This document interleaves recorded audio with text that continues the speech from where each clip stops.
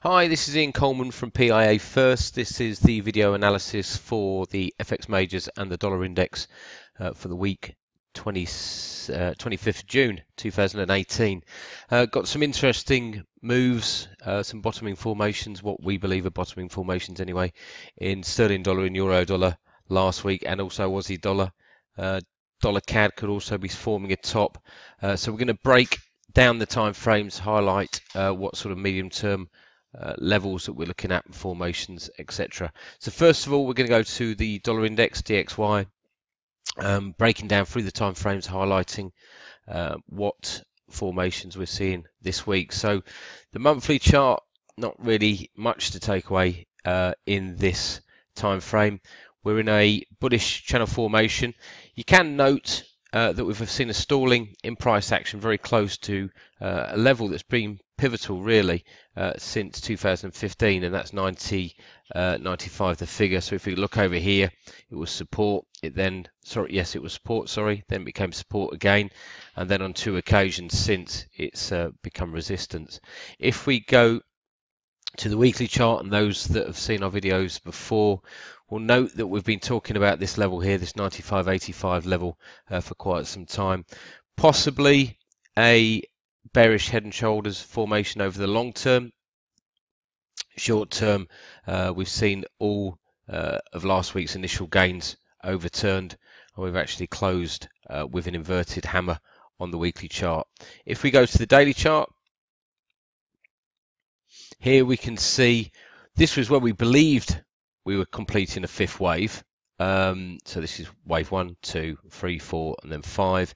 However, this strong buying, that was basically after the ECB on the 14th of June, resulted in that level being taken out. And you could say that this is now the fifth wave, or possibly a fifth wave extension, and we're now looking to move to the downside.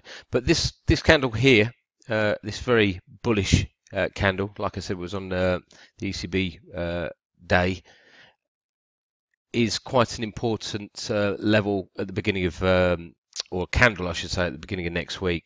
So we're just going to highlight that on the 4-hour chart. So we've got a Marubozu level, which is the midpoint from the open and the close of that candle, of that daily candle. That comes in at 94.19, and we've then got our bespoke support at 94.18. So although our bias is now over a medium term flipping to the downside, short term we could see a bounce higher in early trade at the beginning of next week. So we've got to highlight that, or keep that thought in the back of our heads when we're looking at the other dollar majors and forecasting where we think we're going to go this week. So the dollar index, medium terms flip to the downside, short term support at 94.19. If we see bounces at the beginning of the week, we're going to look at selling into them. So euro dollar, bearish channel formation, stopped, reversed, close to the 38.2% pullback level at 125.22. We've since moved lower. Again, this was resistance, now becomes support. Not a great deal to take away from this time frame. If we go to the weekly chart, we've posted a DMARC 13 on the weekly chart.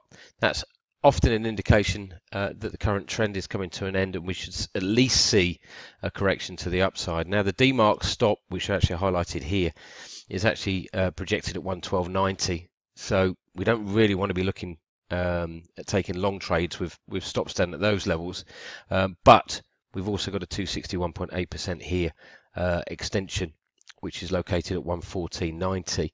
If we go to this chart, a possible bearish head and shoulders formation, so a left shoulder head, and then we move higher towards 120.20 to form this right shoulder before we expect the sellers to start to return. So here we've actually got a 5-wave sequence here. We've got 1, 2, 3 and 4 are hidden here, and then this is the 5th wave, and now we're looking for this choppy move to the upside. The daily chart, here we can see the 261.8% extension far better. We've got bullish divergence posted on the RSI.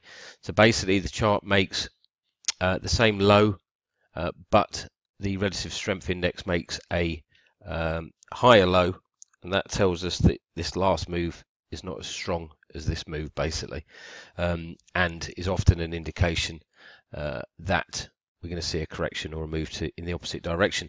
So bullish outside day posted on Thursday. We've seen continuation of that uptrend on Friday. We are close to some intraday bespoke resistance. We've also got a Marabuzzo level again, as we were saying, from that 14th of June. To the downside, we've got support at 116.16, which we're looking to buy dips around. And then to the upside, our first resistance is round about here, which is 118.72, our bespoke resistance level. But it's also this trend of higher highs, so we think that's going to be quite relevant going into this week. So scope for a mild sell-off at the beginning of the week, but we're bullish in a corrective formation on euro dollar over at least the next couple of weeks, I would have thought. We're not going to use all the time frames now. We're just going to go to sort of the weekly and the daily, and then these intraday time frames to try and highlight quite good support and resistance levels. So the weekly chart in cable or sterling dollar surpassed the 261.8% extension level at 142.11, posted a bearish outside week, moved aggressively to the downside, broke the channel formation to the downside, but we've stalled here at the 50% pullback level, and in fact all of last week's initial losses have been regained. To the upside, we've got reverse trendline resistance located at 138.90. If we go to the daily chart, similar picture to sterling dollar in the fact that we've got a demark exhaustion count, but the exhaustion count on euro dollar was on the weekly. It's actually on the daily on cable. So again, was this a fifth wave extension, just surpassing the 131.76 level, which is a 261.8% extension? Bullish divergence again, possible fifth wave extension as far as Elliott wave is concerned, and then we've moved to the upside. Next week we've got support at 132.20, and that is close to this previous swing high as well. Swing low, which was at 132.05. So we are looking for losses to be limited. In fact, if we go here, we can just see that last leg, very choppy last leg of that Elliott wave formation. And if we look back here, we can see that we've got previous support and there's scope for mild selling, but we think these losses will be limited again in sterling dollar. Dollar Swiss, not as easy, if you like, to highlight what's going on in this currency pair. Euro Swiss are actually bullish, so we're not as bearish in dollar Swiss as we are bullish in euro dollar, if you see what I mean. Normally they're very close to -1 correlated. In other words, dollar Swiss goes to the downside, euro dollar goes to the upside, but we have got that euro Swiss aspect, if you like, where we take the two currencies, and we still think that euro Swiss has got scope for a larger correction to the upside. So we're not as bearish in dollar Swiss for this negative dollar move. If we look here on the monthly chart, we can see again this level, this area has been pivotal. Obviously a psychological big figure for the last 2 months, and we are getting towards the end of June. We've seen little net change really, making intraday or even medium-term calls pretty difficult in this currency pair. If we go to this chart, which is the weekly chart, we saw mixed and volatile trading, formed an expanding wedge formation.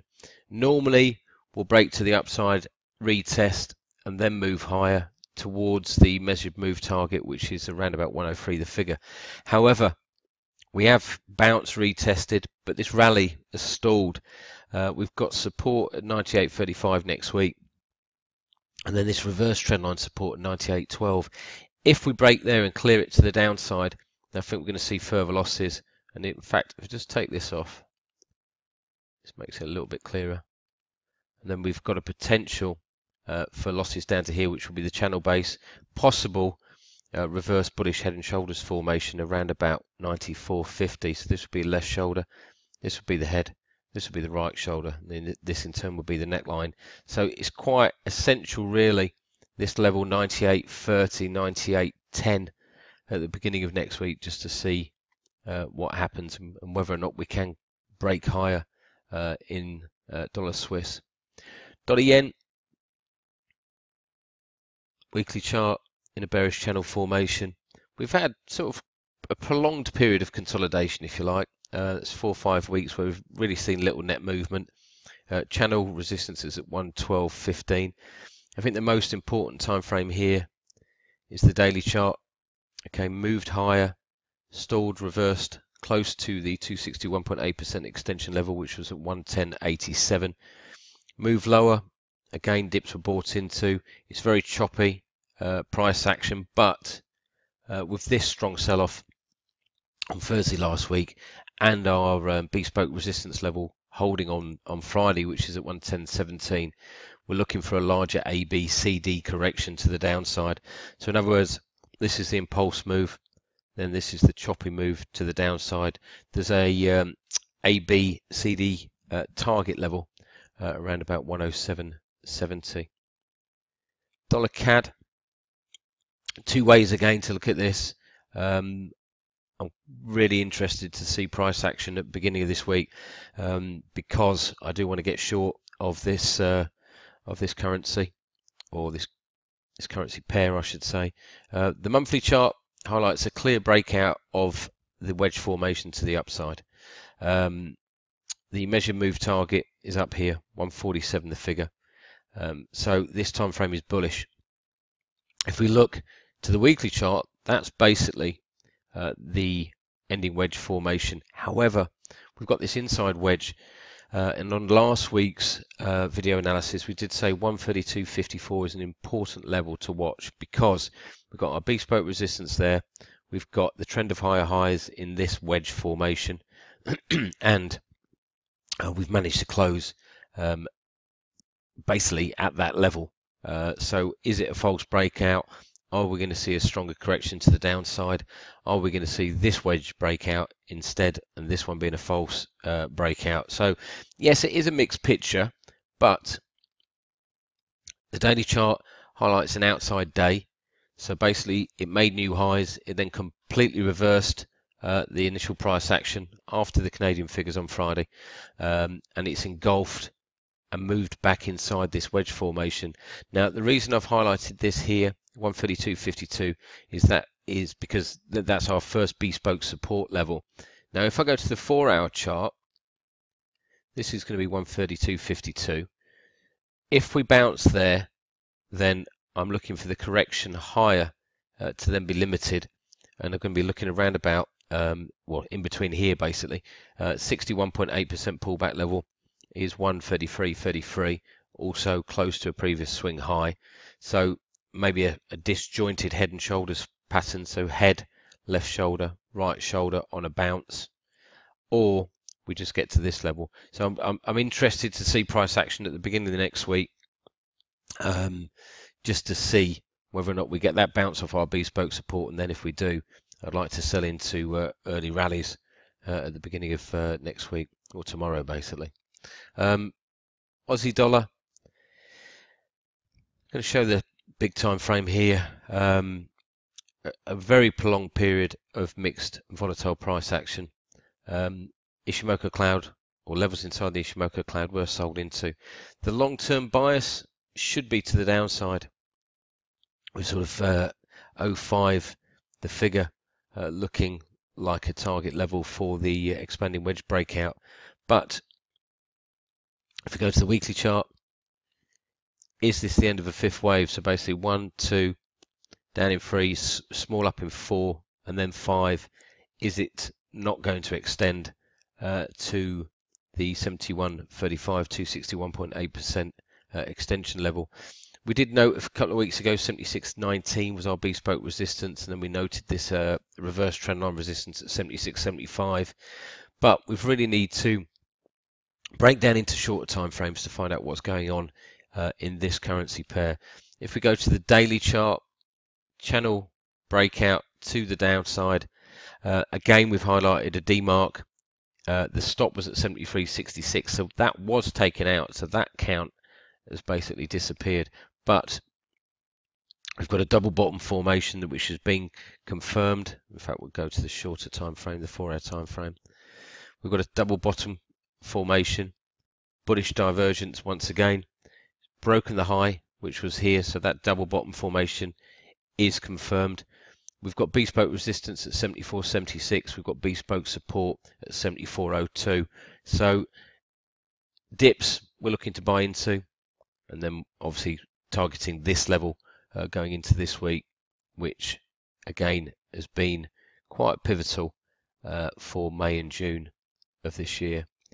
Euro sterling, mixed volatile price action. I mean, there's a lot of fundamental reasons really why Euro sterling is consolidating, because there's basically Brexit fears which are swinging one way to the other, and we've also had a lot of volatility in euro dollar as well, so, or in the euro I should say.